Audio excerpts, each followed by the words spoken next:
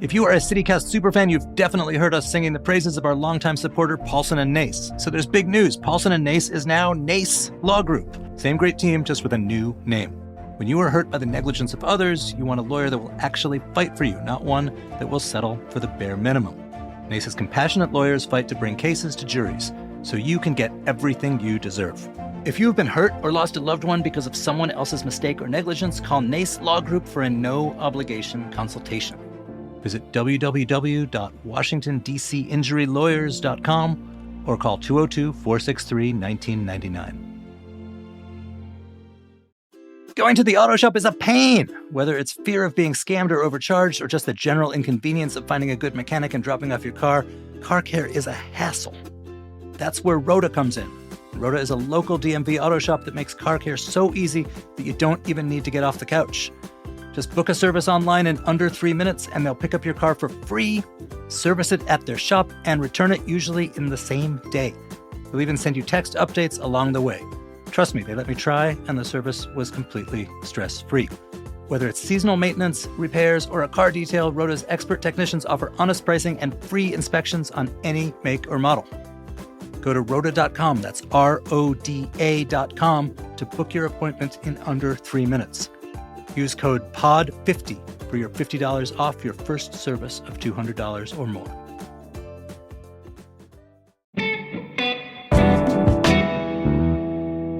Today on CityCast DC, are DC's restaurants in trouble thanks to DOGE cuts?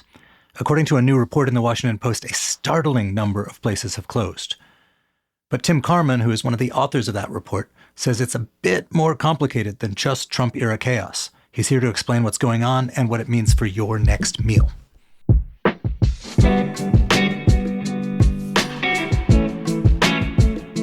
Today is Monday, April 21st. I'm Michael Schaefer, and here's what DC's talking about.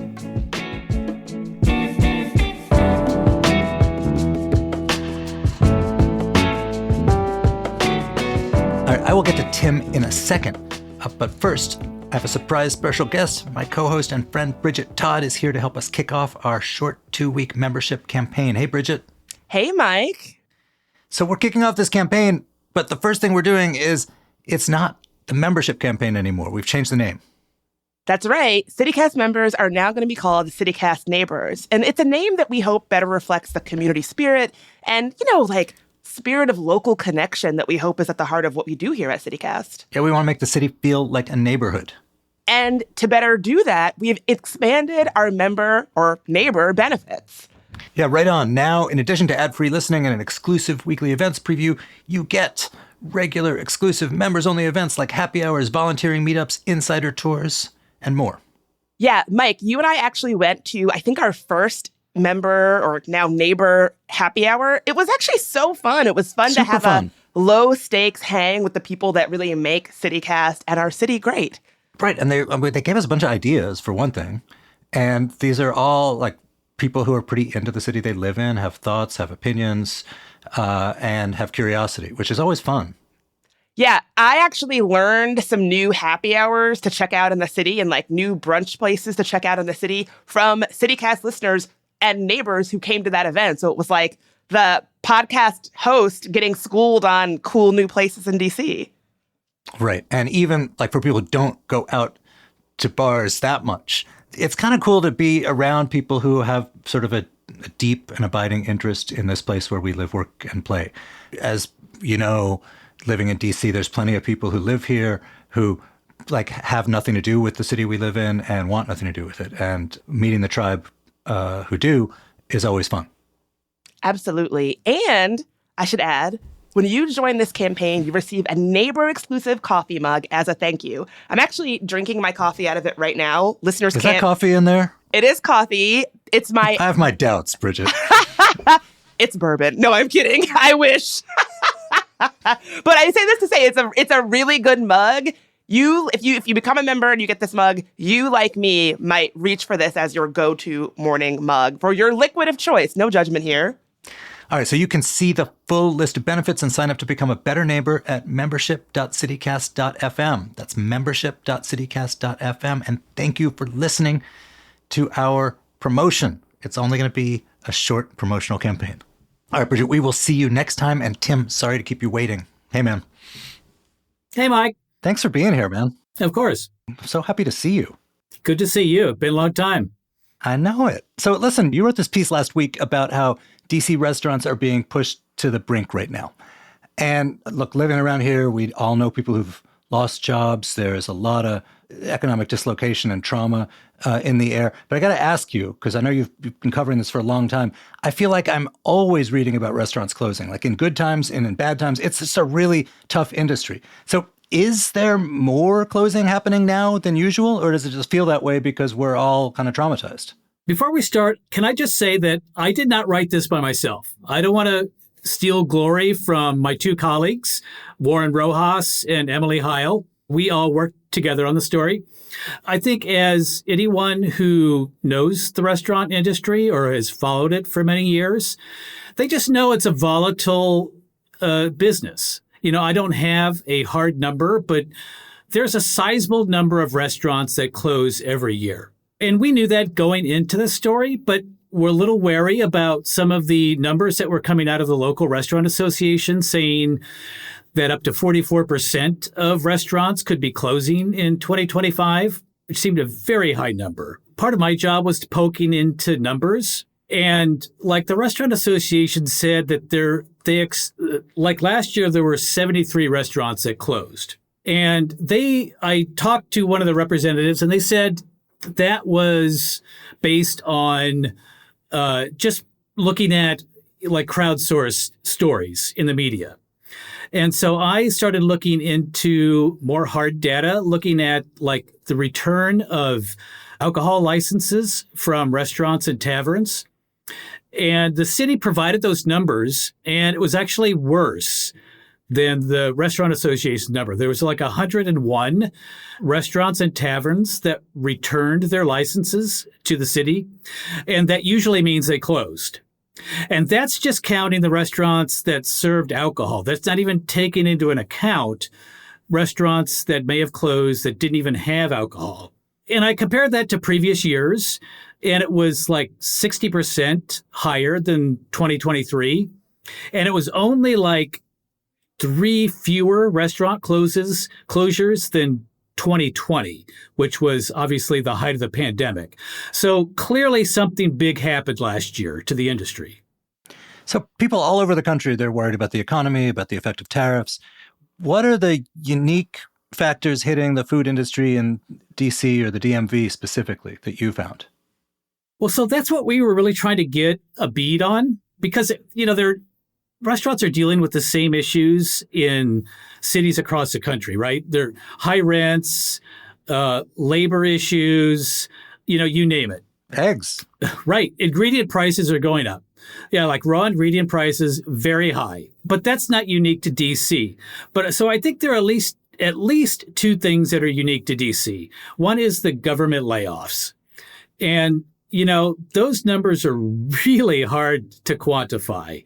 And large part because it's still playing out of the courts, whether or not many of these people have jobs. So it's hard to know exactly how many folks have been laid off, but DC, they did the financial officers gave some, I guess it would, you know, preliminary numbers on what they think will be the total number by 2029. And they think there'll be a loss of 40,000 federal workers. So that is going to have impact. Well, right. And even if you're not fired today, if you think there's a reasonable chance you'll get fired next week, it probably means you're a little bit less likely to splurge on dinner tonight. Absolutely. You know, and there's a trickle effect, too, as one restaurant owner told me. It's like those federal workers, you know, there's ancillary people, there's nonprofits, there's lawyers, there's lobbyists, and they all could have impact on the people who feel like they have discretionary income on going to restaurants. So all of this has an impact. That's one. And then the other impact, and I think this is the one that the restaurants collectively, especially if they're like a mid-tier type restaurant that has full service, that they're very concerned about the increases in wages based on an initiative that residents passed in 2022 called Initiative 82. And that gradually eliminates the tip minimum wage. And this gets really wonky really fast. But what that does is, like, restaurants were built on this model where most of the payroll for front of the house staff, for like servers, bussers, barbacks, they get paid by the people who come in and eat, you and I, via our tips. So that was cost that restaurants never had to pay, aside from a minor amount of payroll. That has been flipped, and every year it goes up another $2. So that has added to payroll costs now that restaurants have to cover.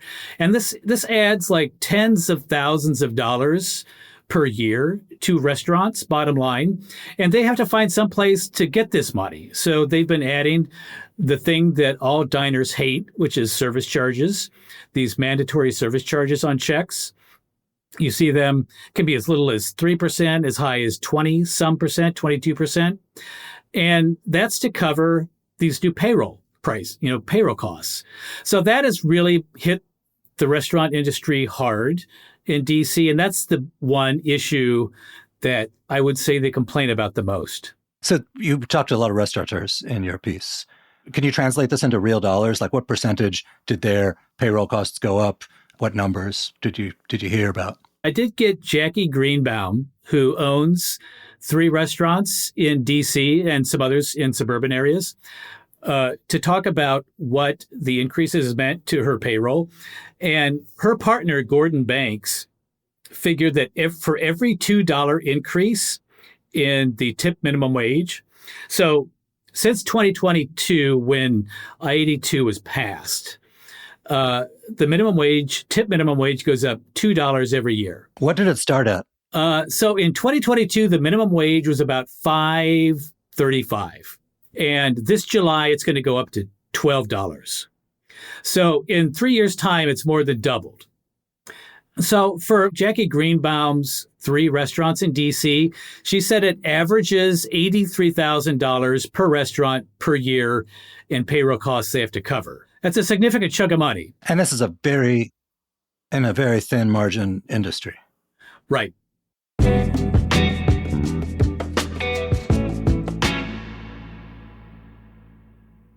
Porch Fest is back! On Saturday, May 3rd, 2025, come out to Adams Morgan for a free, family-friendly music festival. Experience live performances on porches, patios, and public spaces all throughout the neighborhood. DC is home to so many talented musicians spanning every style and genre. This year's festival is headlined by Gangsta Grass, an Emmy-nominated bluegrass hip-hop fusion band. So get some butts together and come on down to Boogie and enjoy the community this spring. Grab your wristband at the festival headquarters to score discounts and offers at bars, restaurants, and retailers throughout the neighborhood. Join us on May 3rd. For more info and the full lineup, visit admodc.org/porchfest and be sure to follow @admobid on Instagram for updates. After the Fact, a podcast by Pew, keeps it real with data-driven insights on today's big issues. No spin, just facts, mixed with stories from experts, policymakers, and people making a difference. Whether you're into the research or the personal stories behind it, we've got you covered. So what are you waiting for? Listen to After the Fact wherever you get your podcasts. All right, so every Mother's Day, we treat my mom to a special day out. She gets her nails done. We take her to tea. We go out for dinner or we make her dinner. You know, that sort of thing. Now, I can do all of that because I happen to live close by her. But a lot of my friends don't live near their parents at all. And all their mom wants is a phone call. But what if you could get her something more than just the phone call? That's where Aura Frames comes in. Do you have a funny photo of you and your friends or you and your family that she would love as a keepsake in addition to that phone call? You can send her a new picture of you and the gang right from your phone. I mean, even my tech-averse mom would be a huge fan of that. Aura has a great deal for Mother's Day. For a limited time, listeners can save on the perfect gift by visiting auraframes.com to get $35 off plus free shipping on their best-selling Carver mat frame. That's auraframes.com, promo code CityCast. Support the show by mentioning us at checkout. Terms and conditions apply. So I-82 passed overwhelmingly with more than 70% of the vote. And I think a lot of people who voted for it thought this was a way to help servers make a more livable wage. This is a very expensive city. Do you have a sense that servers are better off in the new system? The information is mixed on that, I'd say. There was a survey, and I'm hesitant to quote it here because the methodology is a little weak, I would say. But the local restaurant association surveyed a number of servers who claim a very large percentage, I want to say around 70% or so, claim that they're not making as much as they used to. The group One Fair Wage, you may be familiar with them, they're the ones that's been pushing for eliminating the tip minimum wage. And they have many good reasons why. They say it promotes sexism, discrimination in the restaurant because people, if you're not white, you don't get the same tips as you would if you are. So anyway, the One Fair Wage, they claim that servers are making as much as they were and that the employment in the industry is back up to the, pre-pandemic levels. So it's hard to know. I mean, everyone has their own agenda here, right, on the information they're trying to feed us. So it's hard for me to get a bead on it, on exactly where servers are. But when you went to these activists and you said, hey, by my calculation, restaurants are closing at a really alarming clip. And as best I can tell, one factor that distinguishes DC from everywhere else is I-82. It may be destroying the restaurants that employ the people you're trying to help. What was the response to that? Well, I didn't pose that question specifically. It's a good question. And I don't know exactly what they would say to it, but I think they have sent us a lot of information and they're concerned with the workers' side of the equation. And so their calculus here is that, once every July, when that $2 increase goes into effect for restaurants, you see, according to Bureau of Labor Statistics, that the number of jobs decreases.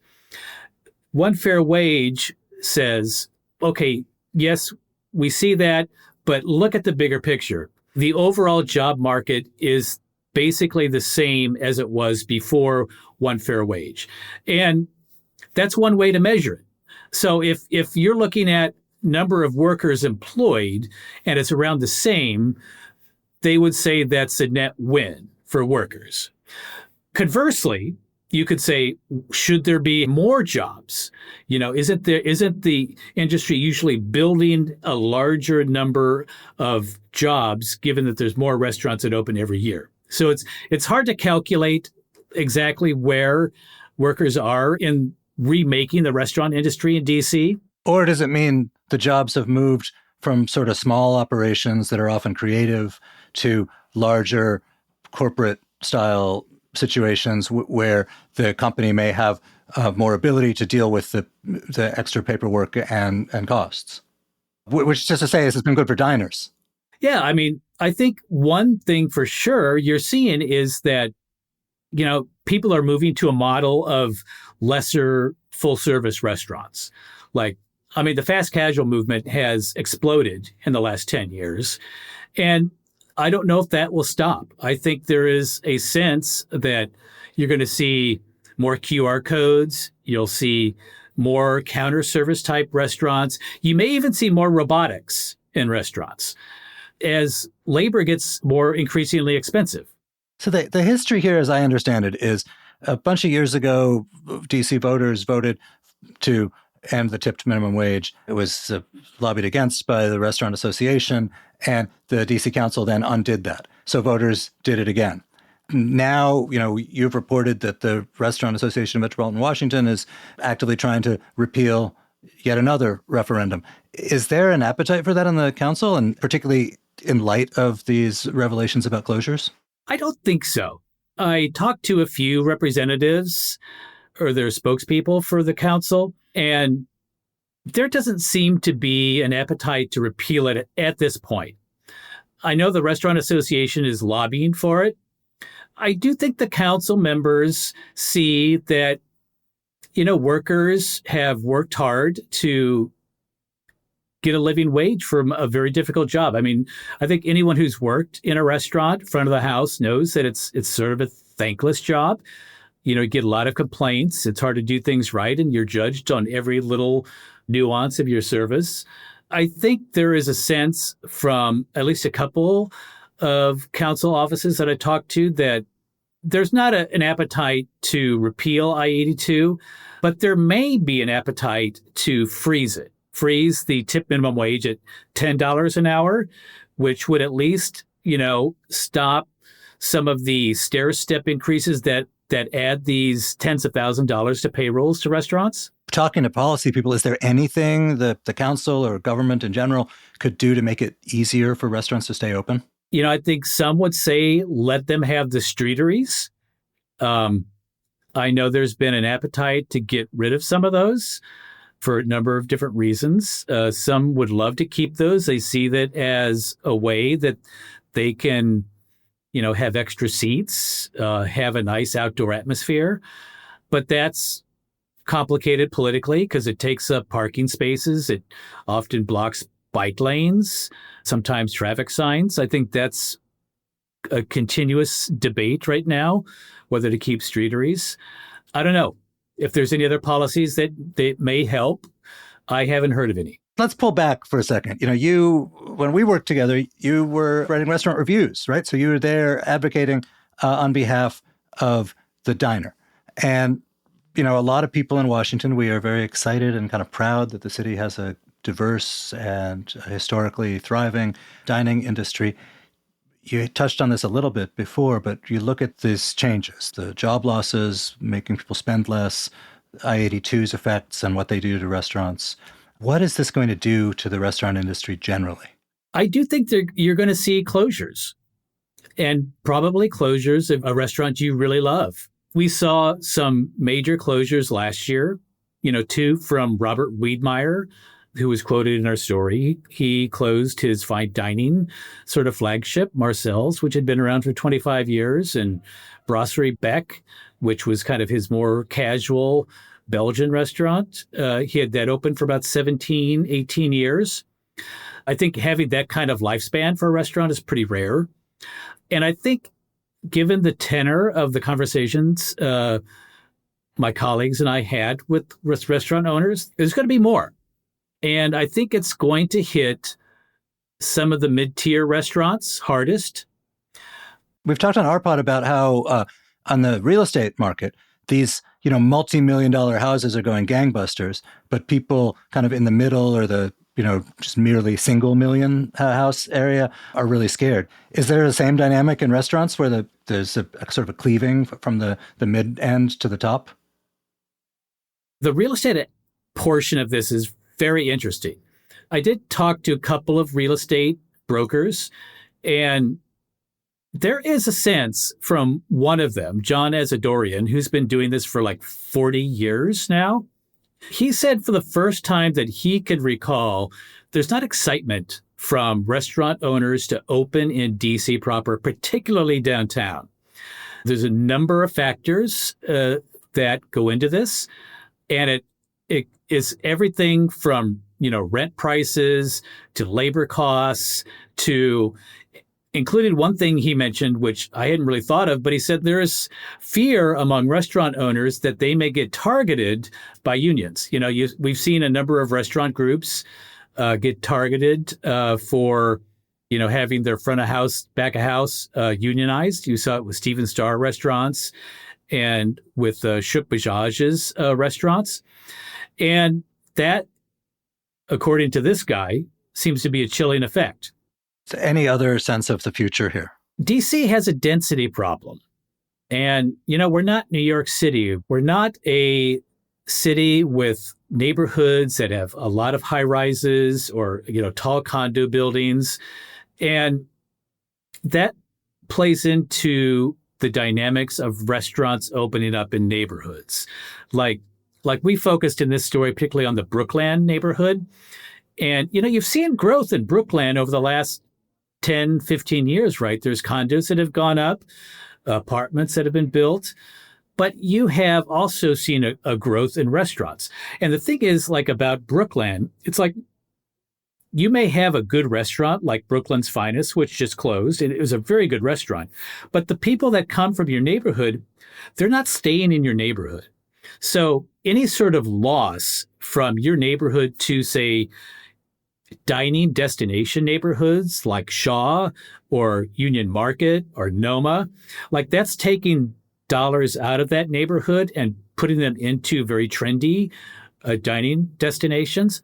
I think one of the issues with DC is that because we have height restrictions and we don't have the density of population that a lot of other cities do, it's very difficult when there are these kind of like fluctuations in the economy that already are affecting like high labor costs, high food costs, job losses. So when these other factors start playing into how people decide to spend their money, any sort of changes and low density is going to really impact those handful of restaurants in neighborhoods like Brookland. Hey, Tim, thank you so much. Of course, yeah.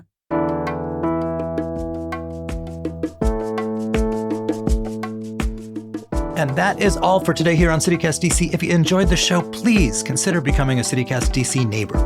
Sign up at membership.citycast.fm, and we will be back tomorrow morning with more news from around the city. Bye.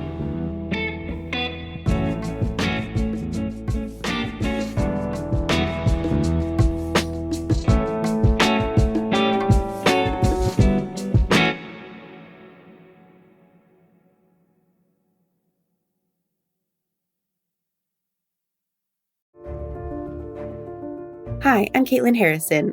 I live in Northern Virginia, but I'm in DC all the time. And honestly, I absolutely love this city. There's so much to do here. World-class museums, festivals almost every weekend, sports, art, food, you name it. The energy of the city is contagious, and it's part of what made me fall in love with DC after moving to the area. As a transplant, it can be hard to feel plugged into a place right away. But CityCast DC has made that so much easier. With all the national news coming out of DC, it's refreshing to have something truly local. Listening to CityCast DC feels like catching up with friends about what really matters in the city. That's why I became a member. If you love something, you support it. I know my contribution helps keep CityCast DC going, and that feels like a small but meaningful way I can give back to a city that's given me so much. If you're not a member yet, now's a great time to join. Your support makes a real difference and keeps this amazing local resource going. Plus, you get great perks. I read the weekly events preview every Monday to plan exactly what I'll be getting up to during the week. Join me and become a CityCast DC neighbor by visiting membership.citycast.fm. That's membership.citycast.fm.